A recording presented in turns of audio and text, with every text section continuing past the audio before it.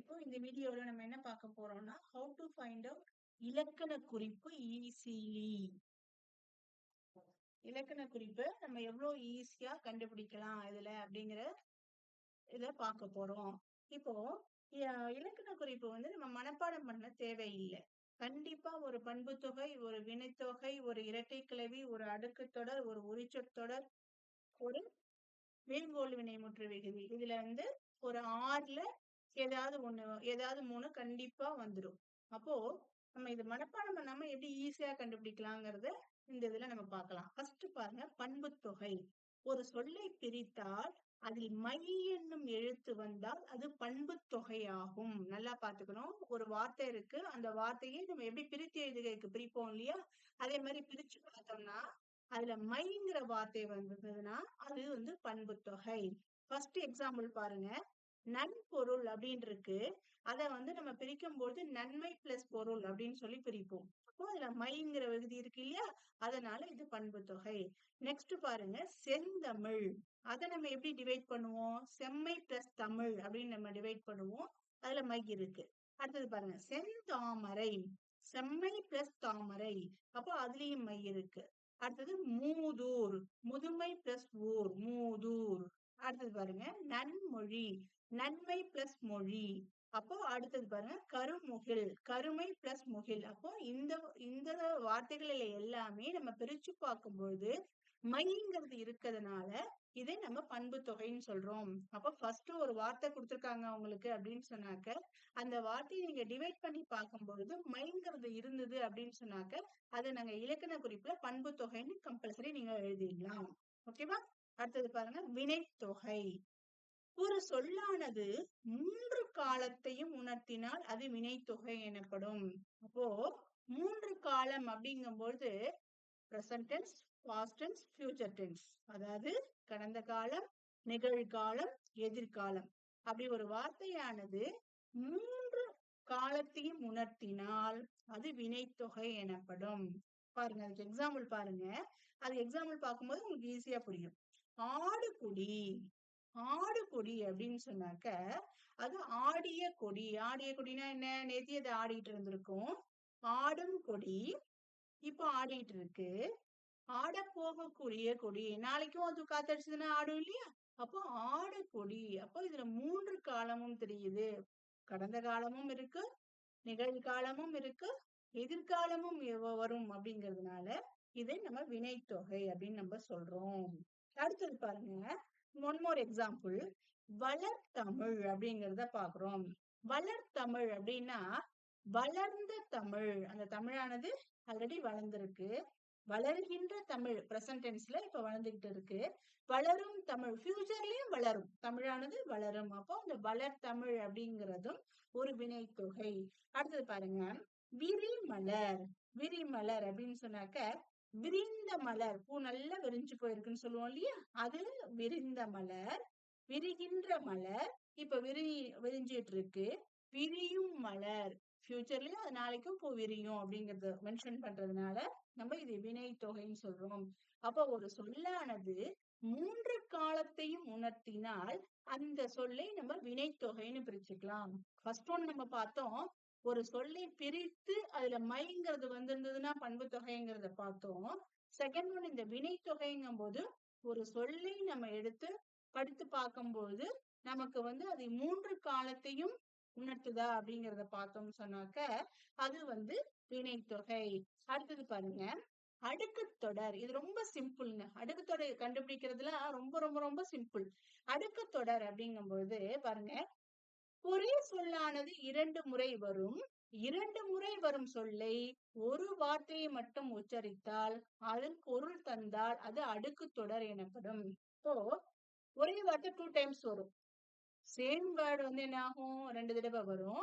அதுல ஒரே ஒரு வார்த்தையை மட்டும் நீங்க எடுத்து பார்க்கணும்.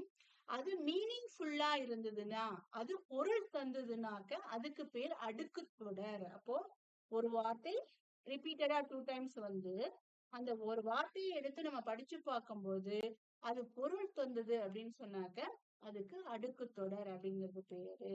இப்ப இதுக்கு பாருங்க, நன்று நன்று. எந்த வார்த்தை வேணாலும் வச்சுக்கலாம் நீங்க எக்ஸாம்பிளுக்கு. நன்று நன்று. இதுல ஒரு நன்றை மட்டும் எடுத்துக்கோங்க. நன்றிங்கிறது மீனிங் தெரியுதா இல்லையா? அதனால இது அடுக்கு தொடர். அடுத்தது பாருங்க, எத்தனை எத்தனை. அப்போ எத்தனைங்கிற ஒரே ஒரு வார்த்தையை எடுத்துக்கோ.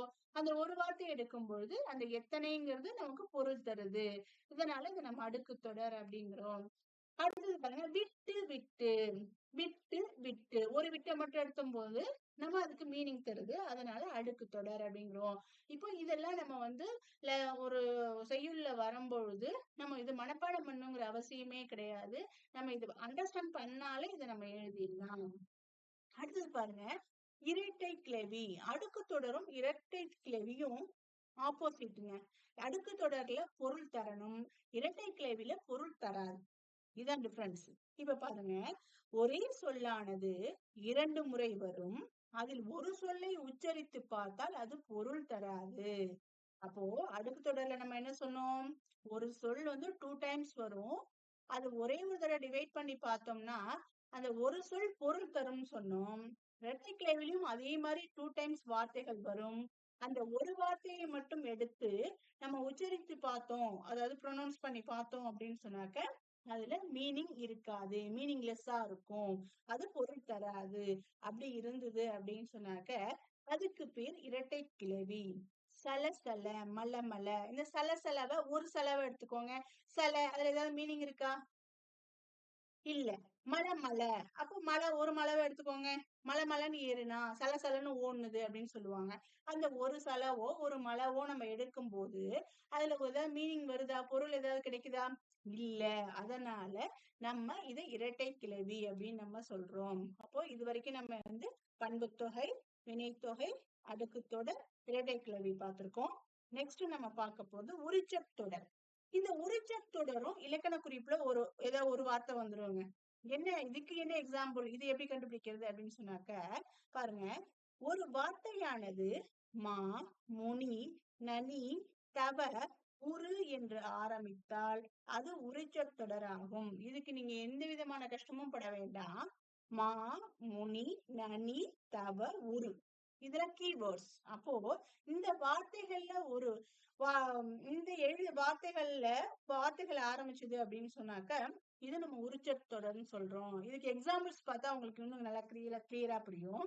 பாருங்க, மாமுனி, நனிதவம், உரு பசி, மா கால். ஃபர்ஸ்ட் வார்த்தையில மாமுனி, முனிக்கு முன்னாடி மா அப்படிங்கிற லெட்டர் இருக்கு. அடுத்தது பாருங்க, நனிதவம், நனி இருக்கா, தவத்துக்கு முன்னாடி நனிங்கிறது இருக்கு. அடுத்தது பாருங்க, உரு பசி, பசிக்கு முன்னாடி உரு அப்படிங்கிறது இருக்கு. மா கால், காலுக்கு முன்னாடி மா அப்படிங்கிறது இருக்கு. அப்போ இந்த கீவேர்ட்ஸ் எல்லாம் இருந்தது ஒரு வார்த்தையில அப்படின்னு சொன்னாக்க அது உரிச்சொற்றொடர். நெக்ஸ்ட் பாருங்க, நெக்ஸ்ட் நம்ம பார்க்க போறோம். வியங்கோள் வினைமுற்று விகுதி. இதை வியங்கோள் வினைமுற்று விகுதின்னு சொல்லுவாங்க, வியங்கோள் வினைமுற்று அப்படிங்கறத சொல்லுவாங்க. இது எப்படி கண்டுபிடிக்கிறதுனா இது வெரி சிம்பிள்.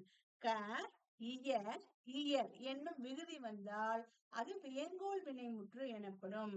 அப்போ ஒரு எழுத்துல காவால முடிஞ்சிருந்தாலோ இல்ல இயவால முடிஞ்சிருந்தாலும் அல்லது இயரால முடிஞ்சிருந்தாலும் அது வியங்கோள் வினைமுற்று விகுதி. அதுக்கு எக்ஸாம்பிள் பாருங்க, வருக, ஆக்குக, போக்குக. அப்போ இதுல வருக முடியுதா, ஆக்குக முடியுதா, முடியுதா, போக்குக முடியுதா? அப்போ இந்த காலம் முடிஞ்சிருந்தது அப்படின்னு சொன்னாவே அது வியங்கோள் வினைமுற்று.